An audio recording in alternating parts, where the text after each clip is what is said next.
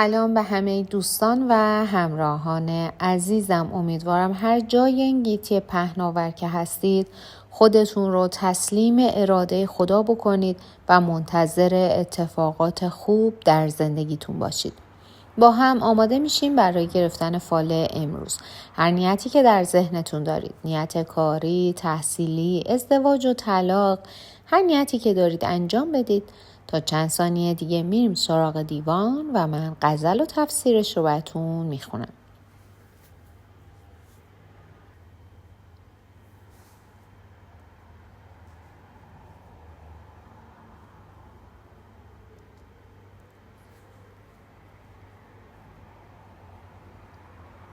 خب دوستان، اگر نیت هاتون رو انجام دادین با هم ببینیم حافظ امروز چطور ما راهنمایی میکنه. آن که از سنبل او غالیه تابی دارد، باز با دل شدگان ناز و عتابی دارد. از سر کشته خود می گذری همچون باد، چه توان کرد که عمر است و شتابی دارد. ماه خورشید نمایش ز پس پرده زلف، آفتابی است که در پیش سحابی دارد. چشم من کرد به هر گوشه روان سیل سرشک، تا سهی سرو تو را تازه ترابی دارد. غمزه شوخ تو خونم به خطا می ریزد، فرصتش باد که خوش فکر ثوابی دارد. آب حیوان اگر این است که دارد لب دوست، روشن است این که خضر بحر سرابی دارد. چشم مخمور تو دارد ز دلم قصد جگر، ترک مست است مگر میل کبابی دارد. جان بیمار مرا نیست ز تو روی سؤال، ای خوشان خسته که از دوست جوابی دارد. کی کند سوی دل خسته حافظ نظری، چشم مستش که به هر گوشه خرابی دارد.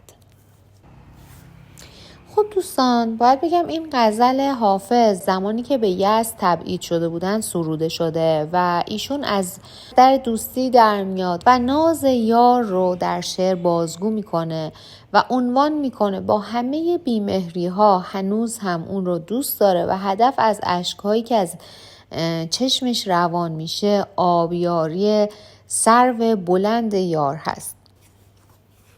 اما در تفسیر این غزل حافظ میگه شما عاشق و دلبسته کسی هستید که اون شخص با شما عشوه‌گری و ناز زیادی میکنه که این عشوه‌گری برای شما لذت خاصی هم داره. هرچند جواب اون شخص دلخواه و مورد پسند شما نباشه، اما باز هم بهش علاقه‌مند هستید. بدونید که عمر شما به سرعت باد در گذر هست و شما باید قدر و ارزش لحظات عمرتون رو بدونید.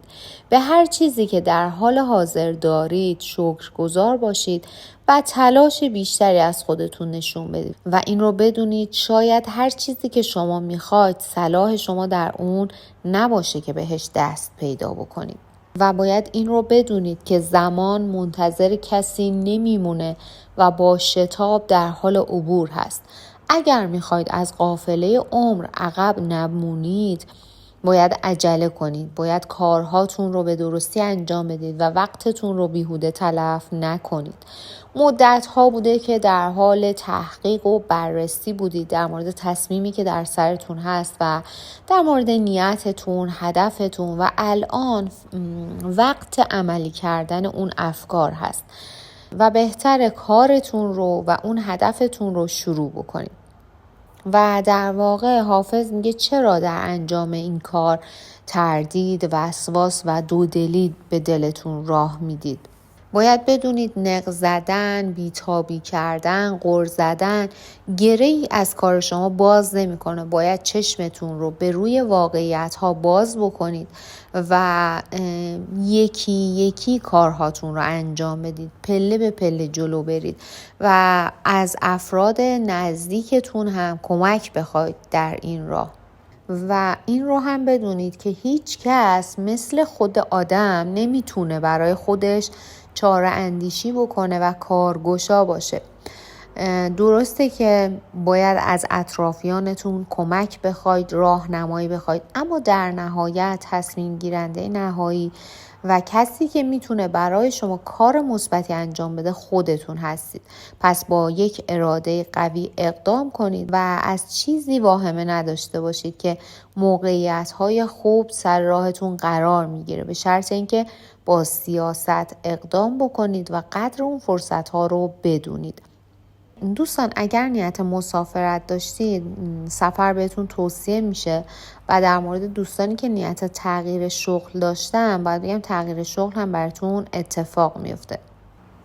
دوستانی که نیت احساسی داشتن حافظ داره بهتون توصیه میکنه که در انتخاب شریک احساسیتون خیلی دقت بکنید و سعی کنید به کسی دل ببندید، کسی رو انتخاب بکنید که انسان واقعی باشه.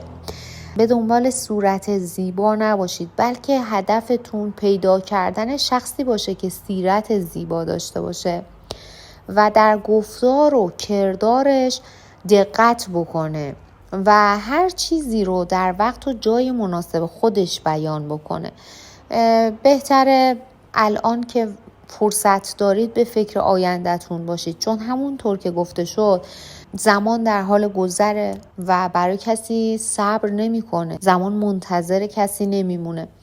بهتر در انتخاب شریک احساسیتون دقت بیشتری داشته باشید و همونطور که گفته شد به دنبال کسی باشید که انسان واقعی باشه، چون زیبایی ظاهری فنا شدنی هست و در واقع به مرور زمان و رفته رفته برای آدم عادی میشه و اینکه زیبایی ظاهری رو میشه اصلاح کرد، اما شخصی که از نظر باطنی آدم درستی نباشه نمیتونید شما اون شخص رو تغییر بدید و اگر خودش هم بخواد تغییر بکنه واقعا با چالش‌های زیادی روبرو خواهید شد.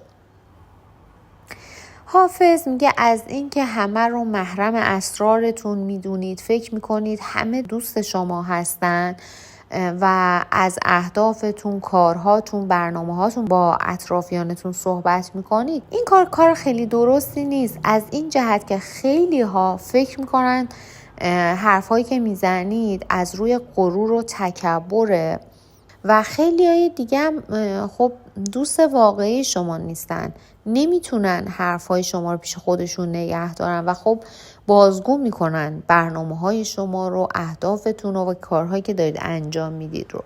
بهتر قدری در این مورد تجدید نظر بکنید و همه رو به چشم دوست نگاه نکنید. دوستان اگر نیت خرید و فروش هم داشتید تفاوت چندانی براتون نداره و بهتره در حال حاضر اگر ضرورتی نداره دست نگه دارید. در آخر هم حافظ داره بهتون توصیه میکنه که در زندگیتون همیشه سعی کنید گذشت داشته باشید، چون بخشش از بزرگان هست و زمانی که شما میبخشید به یک آرامش و آسایشی میرسید و راحت میشید. خیلی وقتها ما اطرافیانمون رو میبخشیم نه به خاطر اینکه اونها لایق بخشیدن هستن، به خاطر اینکه خودمون آرامش داشته باشیم و دائما به یک موضوعی که ناراحت کننده هست فکر نکنیم اونها رو میبخشیم. سعی کنید در برخورد با افراد مورد اعتمادتون، دوستانتون، خانوادهتون و شریک احساسیتون صادق باشید، دورویی نداشته باشید و در مورد هدفتون و کاری که قرار هست انجام بدید هرچه سریعتر کاری که در ذهنتون هست رو شروع بکنید و تصمیم نهایی رو بگیرید.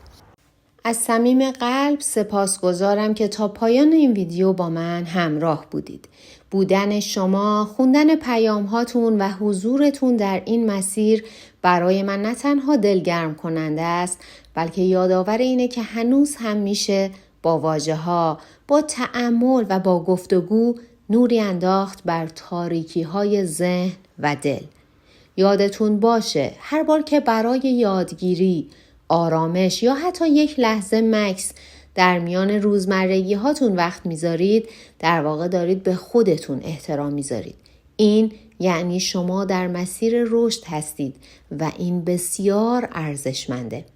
اگر این ویدیو براتون مفید یا الهام بخش بود، حتما به ویدیوهای دیگه کانال هم یه نگاهی بندازید. شاید پاسخ سوالی که مدت‌ها در دلتون دارید در یکی از این ویدیوها پنهون شده باشه.